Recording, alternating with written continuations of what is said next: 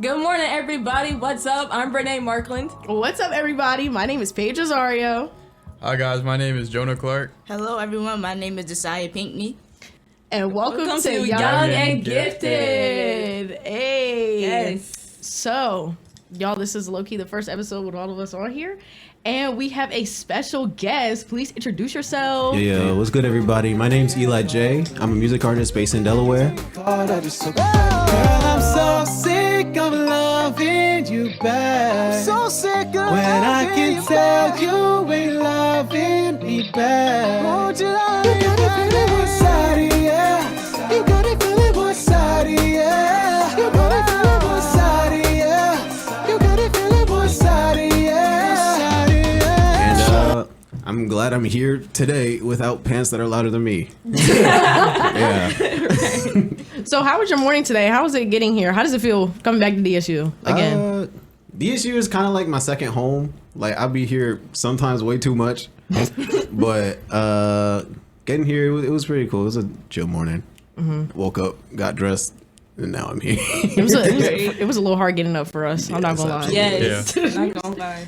Okay. So you were an alum, right? So what year did you graduate? I graduated 25. Wow. Okay, so Okay. recent. 24 or 25.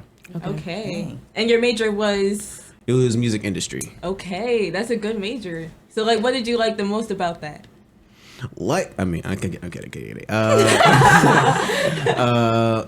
It was really cool. Mostly being like in an environment with a whole bunch of different types of artists or people that want to be inside the music industry. There's a lot of producers, a lot of mixing engineers. My brother being one of them that I still work with to this day. I met my videographer through it. He's like my second brother as well.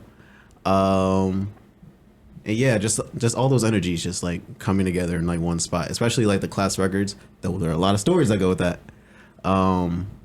It was a good time. It was always a good time. And Mr. Tolly, all the professors and all that, it was fun. Can I ask, like, what do you do with that now?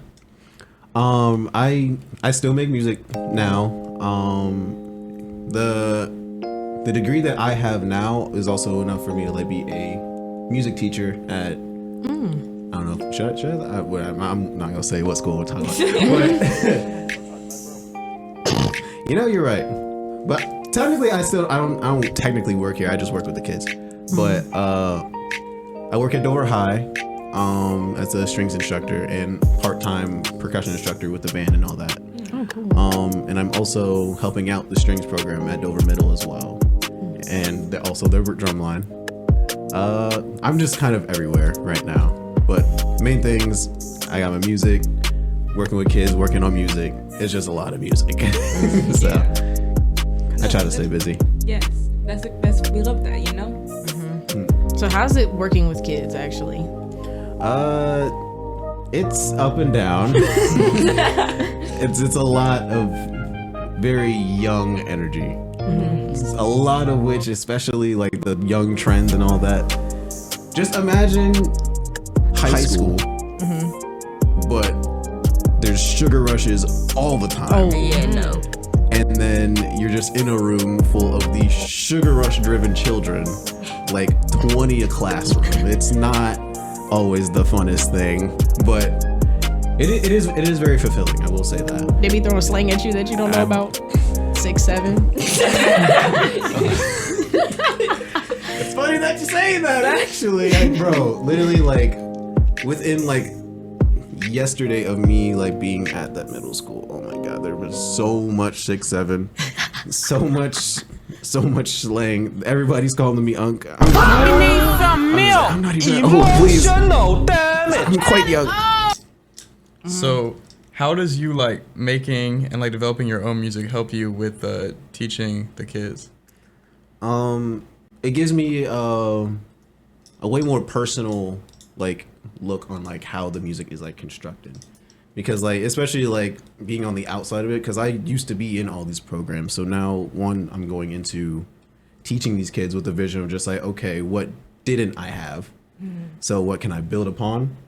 Like there's that aspect, and then also there's like the music creation process, like because I'm also multi-instrumentalist, that's a long word, so I know how to play all their stuff so I can pretty easily like teach everybody how to play their instrument the way that they need to learn how to play it. One, and then like I said before, the music creation, just like how everything goes into each other. Like, okay, this part needs to come out more, this part needs to come out more, and like especially doing that with my own music, like it's just a constant like cycle of just like, okay, I do it myself, and now I just bring those skills to the kids, whether they understand it or not. Like I'm just trying to like do my best to like bring the concepts to them so that they're not dumb musicians. So you said you play multiple instruments. So like share with the class, like what instruments do you play? That's the quick answer is everything but woodwind. So like I don't really do like I can play flute. I'm not very great at it. I can play sax. I'm not super great at it. Like anything that has like a reed or is that like mostly like just straight wind, I'm not the greatest at. But I majored in brass. I got brought up in percussion a lot. Strings, I play guitar, like everything in orchestra and all that. I play keys, all that. It's a long answer, so I'm gonna skip all the little details. Hey, you got more than I got. I could play one song on the piano and that's it. Yeah. Hey man, Honestly. that's not a terrible thing. Like I play the piccolo, so you know the piccolo and the flute. She's up there in that weird high Yeah, pitch. I was gonna say. But yeah, so how do you incorporate like all of those musical instruments in your music? One thing that like I try to brand myself as like not an artist, but more so like a musician. Mm-hmm. So like I don't really like the way that I like to think about it, especially like when I'm talking about like what genre I'm talking about. I try to like I said, market myself as a musician more than an artist. Right. Just because like within the musician title is like you can play whatever genre you want. Like because of like the instruments that I play, it gives me a lot more flexibility on the styles and the genres that I can pick out. So I've done Latin before. I've done done like hip hop, R&B. I literally do everything, rock, whatever you can think of. I can do it. Yeah, that's that. Yeah, so the instruments just kind of like fall into place to whatever I'm feeling for the song. Right. So were you part of the band program when you were here? Yes. I was here for technically 4 years, but like I like I said, I've been here sometimes way too much, so it dang near could have been just 5. So yeah. So what instruments did you play for the band? I was on trumpet. Ooh. I think it was freshman and sophomore year, but I was bouncing back and forth between being on snare drum. And I was part of the captain committee like my last 2 years. So yeah. So how was band back then? Because they're in band. Yeah, and I'm hearing stories about it. Sounds like war. I'm not gonna lie. No, it's a great. It's a good time. I love the people in band. It's just the culture can get a little strange at times, but like it's just a lot of love going like back and forth between schools and all that, depending on who you talk to. But specifically talking about like Delaware State, it's just weird, just because like especially when I got here 2019, it was just like we were going through like a very big transitional phase, because like I came in there, we had Bullock, and then the year after Bullock was gone, so we had like Mr. Wilson, then he was gone, and then like everybody that was with him was gone, so then we didn't have anybody for a while. So then that's when I became like a captain figure. So then I was just like, okay, now I have to lead these people without any direction. And it was basically student led until I graduated. So like I said, strange, great people, just strange transitional times. Right. Okay, well, we've been talking about you for quite a bit now, so let's open it up to us as well. I'm a mass communications major. My concentration is digital media. We're all freshmen in here, I think. Yes, right? we're all we're all freshmen. You guys want to state your majors? I'm also a mass communications major, and my concentration is digital media. Yeah, just like them, I'm also a mass communications major, and my focus is also digital media. And y'all might as well put me in the same boat. 'Cause I'm same exact thing.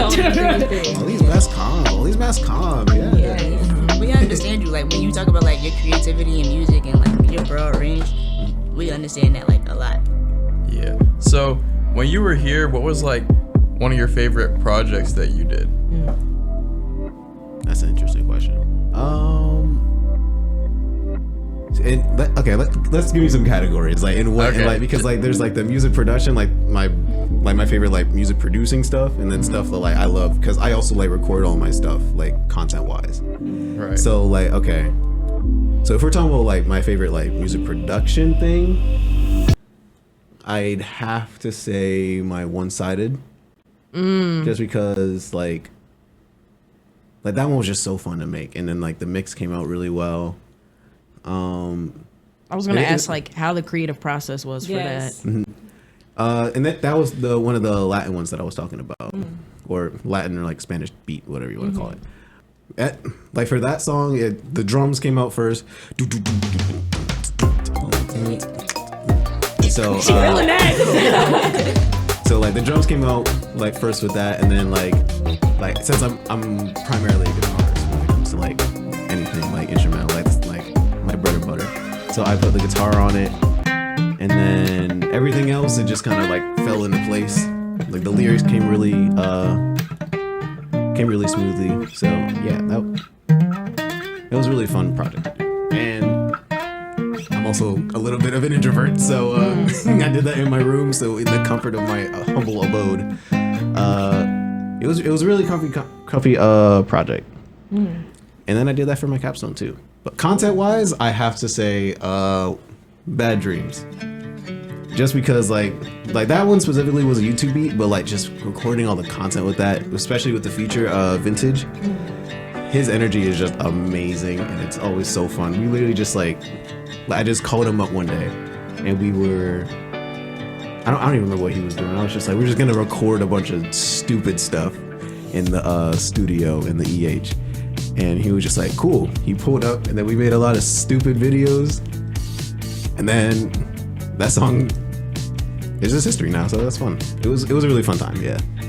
So how did the idea come to you for the music video for One-Sided specifically? Because I really liked the like contrasting colors and stuff. And I was wondering like just how you thought of that. So shout outs to my videographer, Josh. His was Josh Belton. Love that man. So the way that it works, like with my team, like I make the music, then I just send it over to my brother, and then like I give full creative freedom to my videographer to like whatever like vision that he has for like that thing, because like he's already like won awards for everything. So like yeah, so like I do have like my pitches and like how I want like stuff to like be like directed and all that, but like for the most part it's mostly his vision. So it was a really fun day. He directed the whole thing. I actually made a couple vlogs about it too, if you guys want to like check that out later. But yeah, I gave all that to him. I was just kind of I was experiencing it as I was making it too. So it was a cool thing. Yeah. So what was like your inspiration for that video? Like what inspired you to make it the way you made it? Again, shout out to my girl Bobby, who was the model in the video.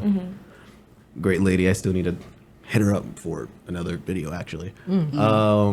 It was really just like, because the contents of the song is really just a back and forth of just like I'm loving you and you're not loving me back. Right. And like there was actually a bunch of like camera shots that we actually cut out from it, which like had like more like acting scenes in there, but it just didn't make the cut, so we just ended up doing it. But we just wanted to accentuate, like that's one reason why there was a bunch of red, because it was just like it's like red is just like a anger, yes, yeah, like a high energy color. Yeah. Yes it is. And so we just wanted to accentuate that a lot, be like, okay, I feel like by myself, which is like there's a lot of one shots, and then like even with just like the white backdrops and stuff, I want to like really draw that attention to like feeling like alone in this like emotion, like, and I feel a lot of this, like then a bunch of red, like that was mostly the biggest like scheme about it, I guess, for lack of a better term. But yeah, it was really just trying to accentuate that emotion. Yeah. May I spark a side chat for a second? I bought munchkins this morning. I bought 15 munchkins. Our host and our guest. And our guest gets here, and he's like, "Oh, you guys have munchkins? You have donuts. What are they?" Man, you guys care to explain where the donuts went? All right, so basically, where my food went. So basically, what happened was they actually disappeared out of thin air. Yeah, you know, they just kind of evaporated. You know, I don't know what happened. The rapture of donuts. Yeah, the Munchkin ghost came by, took them all. I'm not gonna lie. Yeah, I felt it. I was like, dang, maybe I should have did like 25. Maybe I should have get 20. But in I my should have defense, 50 count. in my defense, I didn't get any munchkins 75, either. maybe. So you're not alone. I didn't get any munchkins either. But didn't you eat breakfast before this though? You had a full breakfast You before bought this. them and then you didn't get any? No, I just ate my snack bread. I looked over. I was like, damn, Jake Jesus, tore the you munchkins. should've- You should have got us all bacon, egg, and cheeses. Bro. Oh, now I should have got all the bacon. I should have got all the bacon, egg, and cheese. I got the And munchkins. like I said before,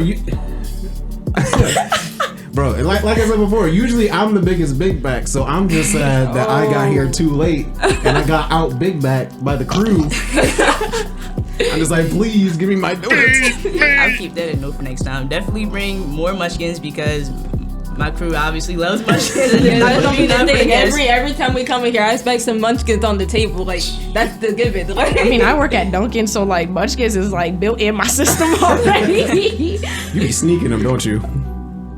Yeah, I saw it. So my question for you is like, when do you feel the most creatively stretched?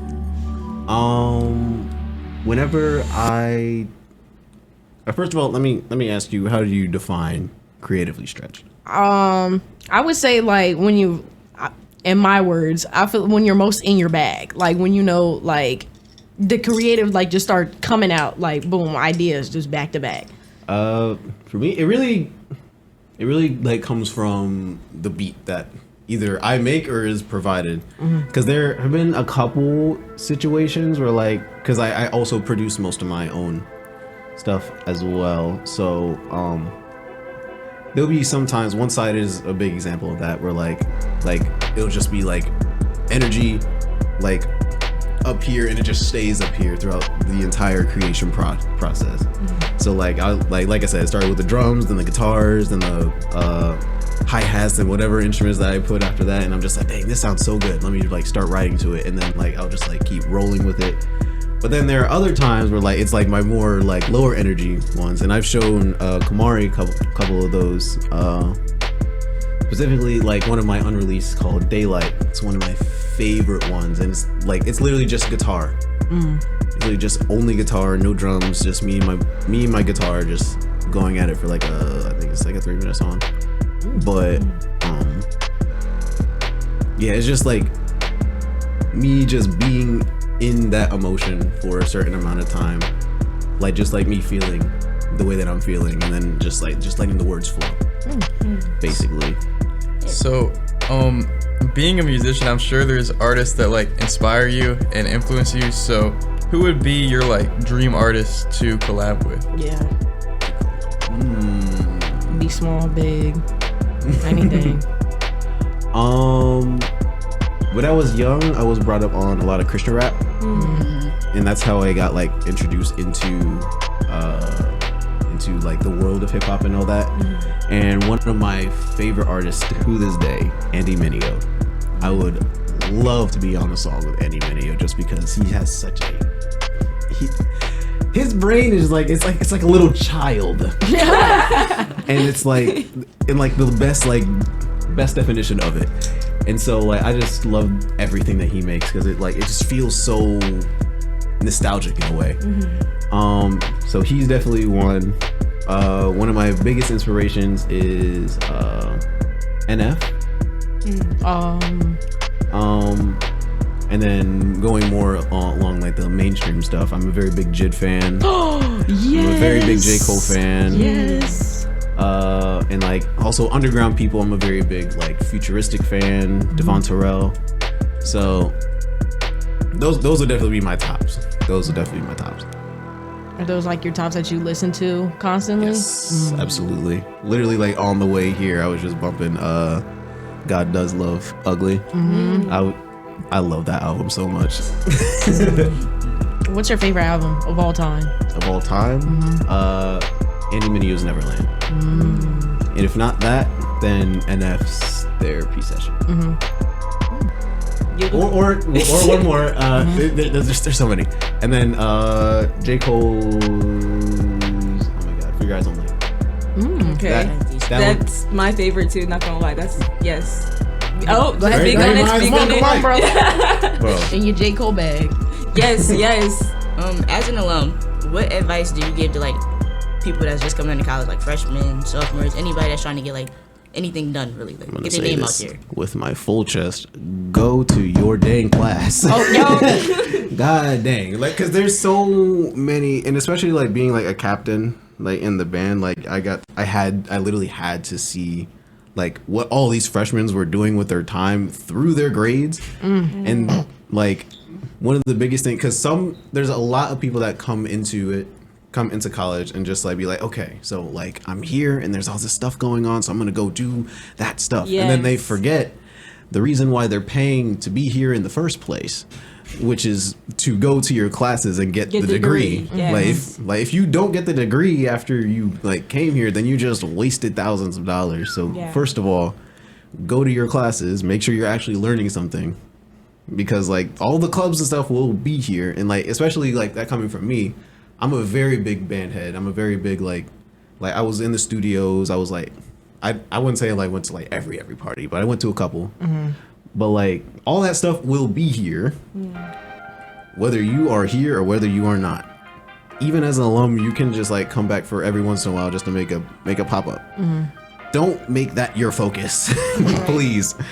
Like there are more important things to worry about, especially when you're trying to like, for lack of a better term, make it like big or like be successful in your life, because there are other things other than parties, there are other things other than the club that you're in currently. Yeah, so go to your classes. That's my biggest thing. Yeah, to expand on that though, like what advice would you also give like people trying to like get their work out there, like creative content, like networking basically? It's really just a mindset of just like just do it. And then okay, Nike.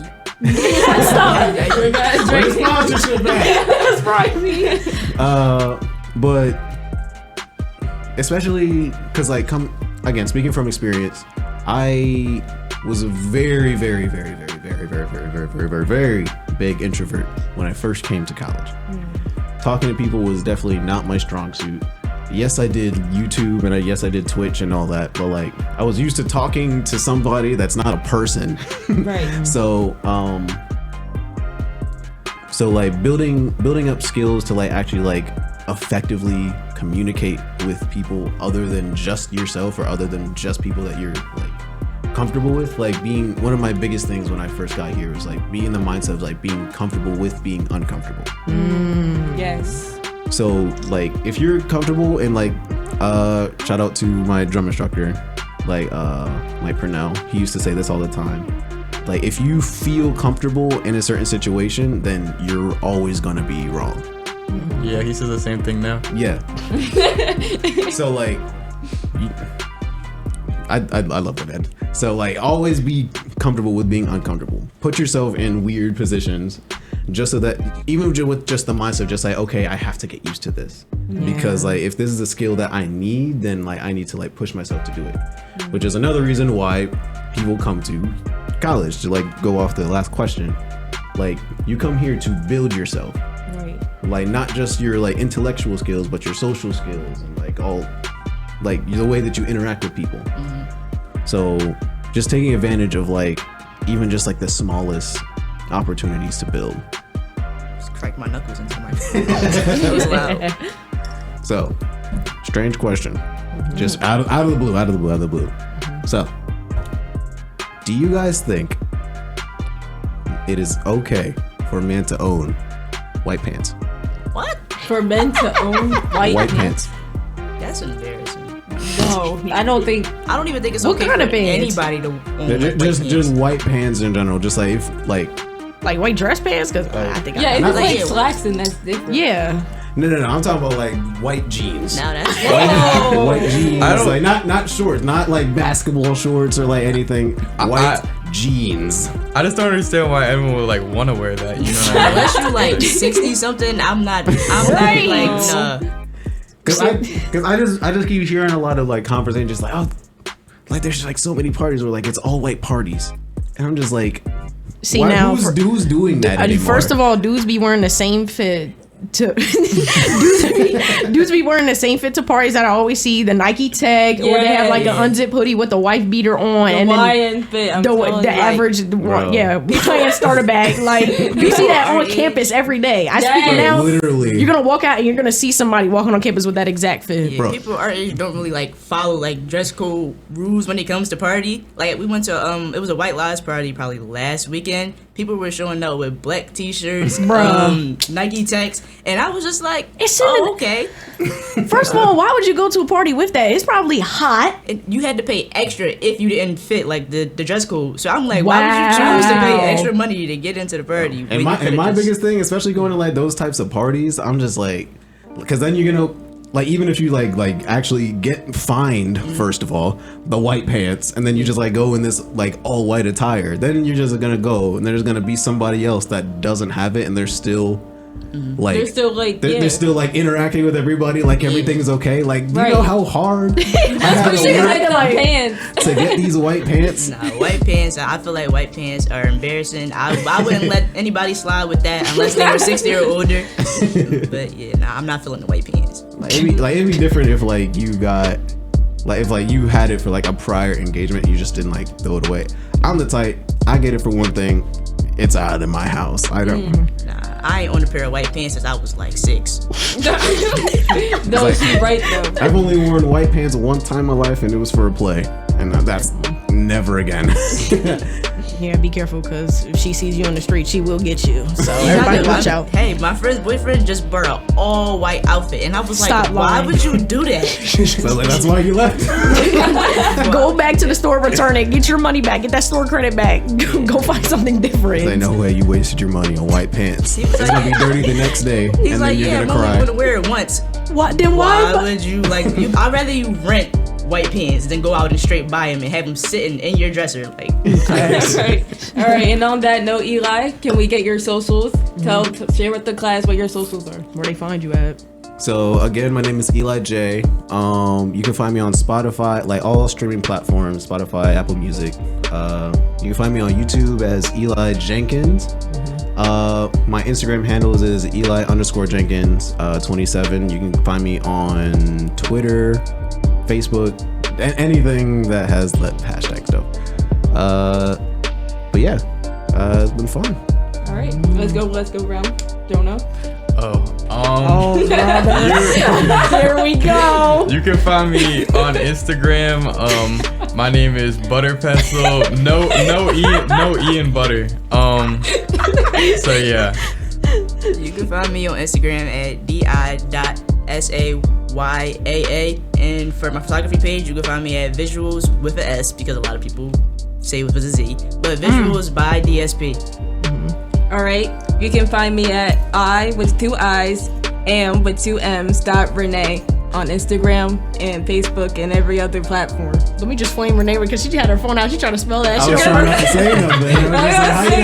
Because I be forgetting how many M's and I's there are.